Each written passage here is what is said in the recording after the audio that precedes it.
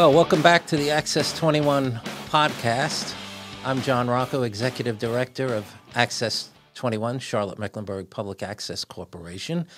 It's been a while since we've been here. We took the summer off, and now that the fall is here, we're ready to get back in the swing of our regular podcast. We've been doing these podcasts with members of our board of directors to try to get the folks out there to know a little bit about the organization and the people behind it. And I'm pleased to have with me today the Vice President of the CMPAC Board of Directors, Jamal Harvey. Jamal, thanks for being with us. Absolutely. I'm really happy to be here and honored to be a guest. I've been waiting to be on this podcast for a while. Well, there is a long waiting line of people dying to get on here, as you can imagine. So we're glad you were able to join us. So how long have you been on the CMPAC board now? Wow. I've been on the CMPAC board, I think this is year 5. So I started filling in a term for someone, and then I was appointed to my own term, and then this is my second full term. And how did you come about being appointed to the board, and why did you want to serve on the board? So, John, that's an interesting question. So, I'm originally from the West Coast. I'm originally from Portland, Oregon, and I had my own public access television show in Portland. And I did some work with the board, and before I moved to Charlotte, I got appointed to the board out in Portland, a little suburb of Portland called Milwaukee, Oregon. So when I came to Charlotte, I looked into public access, and I saw the studio, and it took me a while to get over here. But once I came over here, I had a chance to meet with you, and we did a little interview, and I told you that I wanted, to get involved and to be on the board. And that's what kind of brought me here. I had previous knowledge of public access, and I believed in what CMPAC was doing, and it's an awesome setup, and I want to be here to help. So why did you originally get involved in public access back in Oregon? Well, I wanted to have my own TV show. And without going to college for, video production and all of these other things you have to do and try to break in to get on TV, I saw public access as a great vehicle to be able to bring to the masses what I wanted to talk about. And my show back in Portland was a music show. So I had a buddy of mine, and we were the co-host. We could rent cameras from that studio. We would rent 3 cameras. We would go out to local bars and restaurants, and we would film local bands. And then we would put the bands on public access. I'd edit it all. It'd air on TV.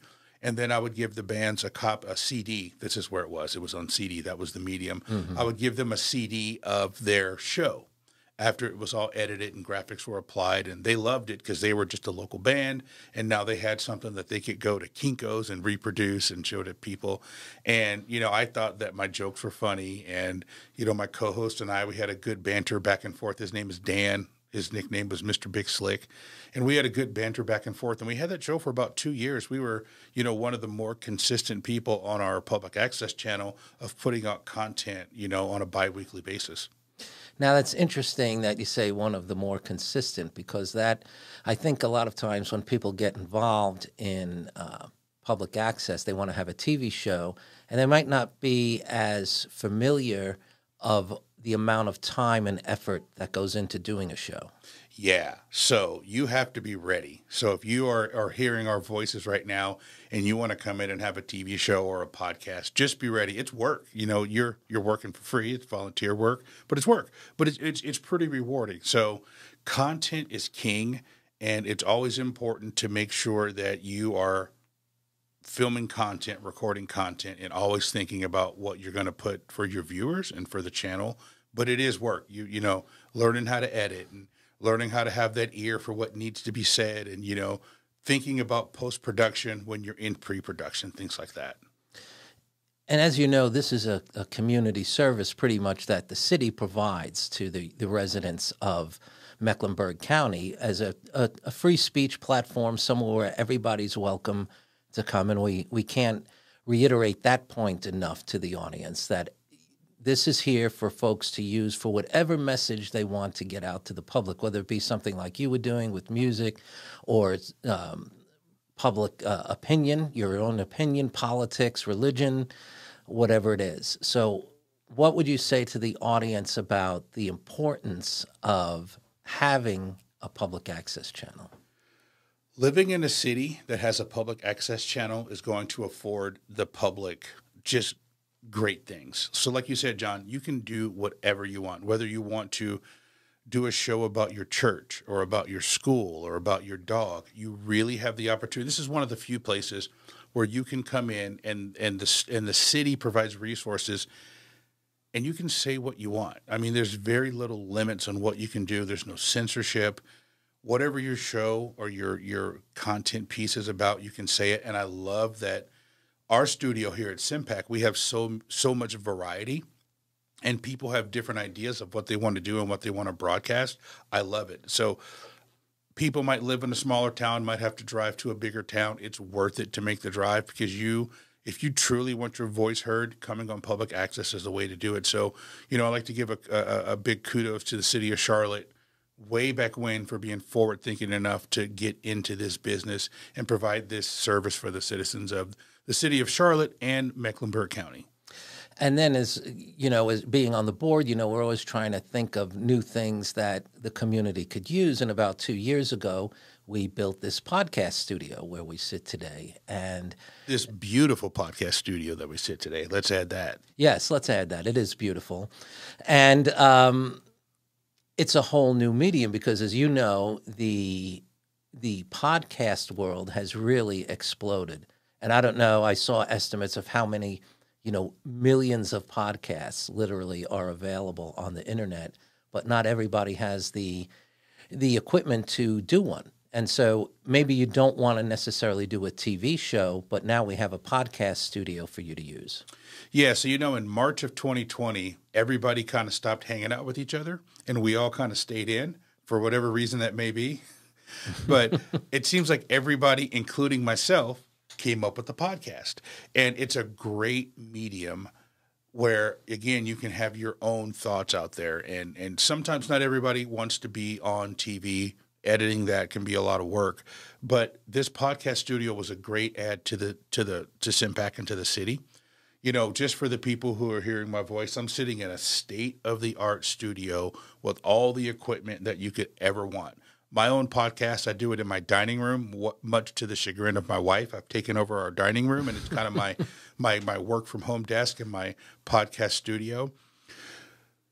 But this is a place that if you want to just talk, right? Like I'm talking into this microphone, and I'm talking to X number of people. And if you want to get your voice out there and just say what's on your mind, contact the studio, come down here. You can't ask for a nicer place. Like if you were going to go out, John, and try to rent a podcast studio like this, it would cost you hundreds of dollars.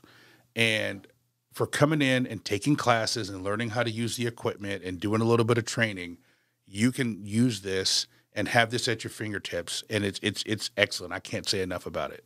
And that's exactly what we want people to do, to be able to and do their own program that is then available across the globe. I mean, podcasts are pretty much universal. You can hear them anywhere. You can get them anywhere, much in the same way that our TV channel is now available everywhere because it's streamed and it's on our website, and you can stream it through many different platforms. And we do get people from all over the world actually watch Access 21. We're now up to 106 countries have tuned into the channel. That's the most fascinating part for me. So being on the board and being, serving with you on the board as the vice president, when we get the report every other month of places that the station has been watched. And I remember seeing it in Afghanistan, and I was like, how would someone in Afghanistan watch this program? And it's like they're streaming it. And it's just amazing that Little Access 21 in little old Charlotte, North Carolina has programs that have literally gone around the world. And for someone who's trying to get their content out there, it's such a good vehicle. I don't think that anyone's personal SEO is going to pick up someone in Afghanistan like Access 21 has. Well, and we want to thank our listeners in Latvia and Mauritania, which are the two most recent countries to have tuned in. That brought us up to 106. And I'm always fascinated, too. Like, I wonder why are they watching? How did they even find us, in the vastness of the internet? Now, I can find Latvia on a map, but Mauritania, isn't that a newer country that was like a Soviet breakaway or something? No, actually, Mauritania is in Africa. It is just south of Morocco. Okay, I would not have known that. So there you go. We are from Latvia to Mauritania. Listening to Access 21 and viewing the programs. So, what brought you to Charlotte in the first place? You stated that you were originally from Oregon.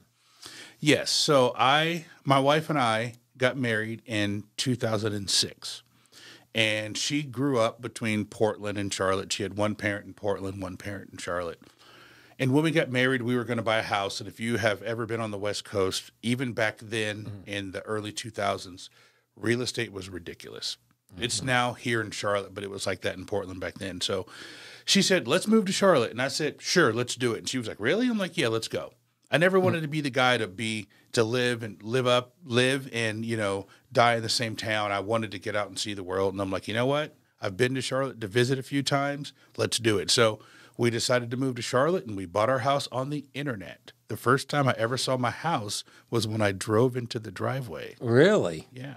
Well, fun fact. That's very courageous. Yes.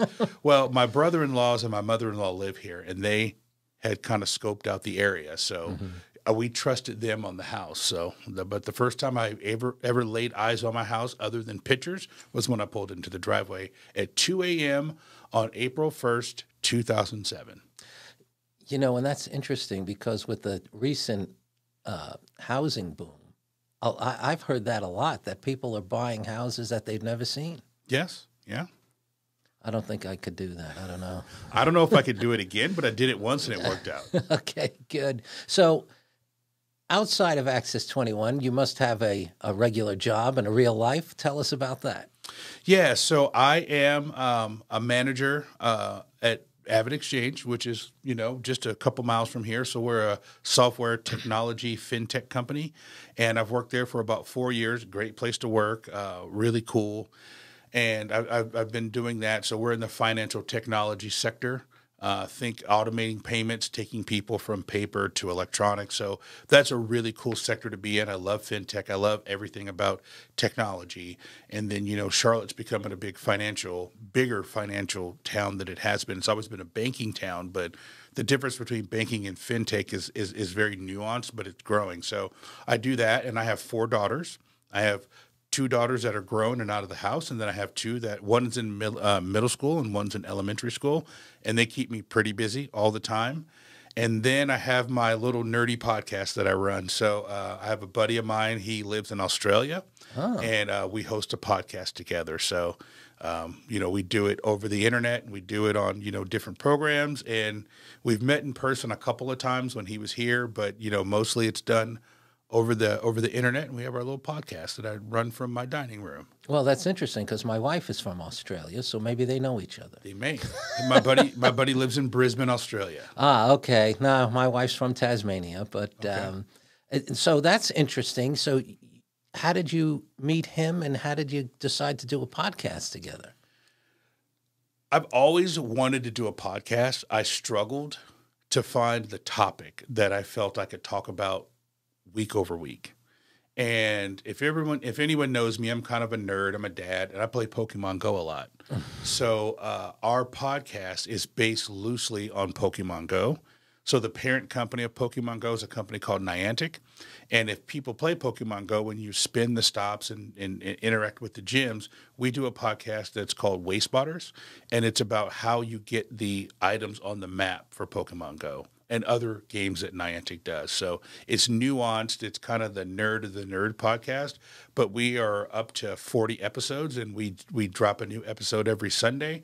And it's a lot of fun just kind of sitting back and talking about something that I know a lot about and I enjoy. And then my co-host Lachlan enjoys just as much, and he brings a completely different perspective. It's funny. You kind of get in this mindset that what you see is everything, and talking to somebody from Australia who has a completely different perspective and doesn't really understand a lot of the jokes that we have that just us Americans, you know, like you say something like, oh, he's out there being a cowboy. And people know like that's somebody who's just kind of charging through a wall and doing what they want. And, you know, we know that term cowboy is somebody who's kind of doing that. And I say that to him and it just kind of falls on deaf ears. Like, what do you mean? Like he's riding a horse? No. But, you know, so it's interesting that, you know, a podcast can bring people together from other sides of the world. So it's really cool. I enjoy it. So, you know, when you ask me to be on this podcast, I'm like, I get to go on a podcast that I don't have to edit and I don't have to do anything. I just have to talk. This is glorious. Yeah, it's interesting because I know with my, you know, when I first met my in-laws, they had a lot of terminology that we don't have, different things, you know, even everyday household items sometimes have a different name. And so I always tell people that my children are bilingual. They speak English, and then they speak whatever that is my wife speaks. And Tasmania is really far south. Yes. That's about as far south Australia as you can get. I know, it's almost Antarctica. I was like, where are we going? Where are you bringing me when you know, when it's such a long trip? But I love it there. I absolutely love it there. Now, I know you're involved with some other nonprofit organizations also in the city. Yes. In addition to this one, why don't you tell us about some of that? So I work with a group called Queen City Unity, and we started back in 2016. And our goal is to spread unity and contentment amongst Charlotteans. So we've done a lot of things over the course of the last 6 years. We had a Charlotte Unity Fest that we put on at Noda Brewing where we brought together all different nationalities, all different people of all different races and colors and brought all of the cultures together. Since the pandemic hit, we've been kind of on pause just because most of our work is so hands-on. Mm-hmm. And for the last 2 years, nobody wanted to be within 6 feet of each other, much less hands-on. And a lot of the nonprofits kind of in our area and in our space have kind of run into some issues like that. Yeah. Also run into a lot of funding issues that there just wasn't any money to go around for nonprofits. But we're always going to be there in spirit, even if we are on hiatus at the time. We're still, you know, my wife and I do a lot with the pajama program. Mm-hmm. One of the things I was very proud about Queen City Unity was for 3 years running, we made sure that we got between 8,000 and 10,000 pounds of pajamas, socks, and hats for every single kid in foster care in Mecklenburg County. Very proud of that. So we were interviewed on TV a couple of times by the local Fox station and, you know, just going out and just trying to help people that need the help and making sure that they knew that people cared about them. So that's one of the things that I was more prouder of was the pajama program that we worked on. And can people get involved with the organization somehow, or how do they get involved if they want to? Yeah, so our website is still up. You know, we're still taking requests. QueenCityUnity.org. Jorge Malares is our executive director, and even though we're not as active as we were, people can reach out to us there if they want to make donations of clothes or food or places like that. If we can't facilitate that, we can point them in the direction of places that we partner with. So we're still going in spirit and we can still help out the community. So very, very proud of that. Well, great. And I hope that goes well. Now, I read a very interesting interview with you in Charlotte Magazine some time ago. And I don't know if that had something to do with your involvement in Queen City Unity, but would you mind telling a little bit about that story? Yeah, so that story was something that goes back pretty far for me, back when I was 12 years old. So unfortunately, my older brother was killed by the police in Portland, Oregon when I was 12. So what was that, 85, 86? And it was one of those things that kind of shaped my life into what it is now. The interview was in reference to some of the police shootings that had happened here in Charlotte and across the country. And a couple people had known my story and reached out to me and asked me if I'd tell the story and kind of tell how that, you know, kind of shaped my life moving forward, not being the person that had the interaction, but being the family member and being, you know, 12 years old at the time. And so the article kind of took the readers through what happened on that day and kind of what that meant to me and how that kind of made me into the person I am, that I try to look at everything through the lens of both sides. Right. You know, I could have been the type of person that turned really mean and evil and hated every policeman that I saw and, you know, this and that, because it was a very one-sided thing. It was a very one-sided thing where my brother was a Marine and he was trying to stop a robbery. Right. And the police showed up and saw my brother and assumed that he was the robber, and they choked him and killed him. So, and it was kind of ugly, John, to be completely honest with you. I mean, there was protests in the street. Right. There was not riots, but there was almost riot. I mean, it was all the things that we've seen play out with, you know, the things that have gone on TV. I'm glad that there wasn't CNN or Fox News of those days back then, or my family would have been on the news. We were on the news locally. My dad giving interviews talking about it. But the Charlotte Magazine article wanted to kind of focus on what happens after that and what people involved in the situation, you know, kind of like here we are now 30 years later and who I am and what kind of person I am. And if anything, it kind of showed me that to keep the spirit and the legacy of my brother going, he was a person that would help anyone. He'd pull over on the side of the road and help someone who needed help. And I've kind of embodied that. And that's what has brought me to a lot of the service things that I do, whatever community I'm living in, because everybody needs a little bit of help sometimes. And I've always have been the person, will always be the person to try to give that person help or assistance. Well, and that's what struck me when I read the article was that I said to myself that, you know, Jamal just puts out such a positive vibe when you meet him. You know, you're very outgoing and you just seem positive. And that's what I found most fascinating by the whole thing, that you could go through something like that and still have that kind of outlook.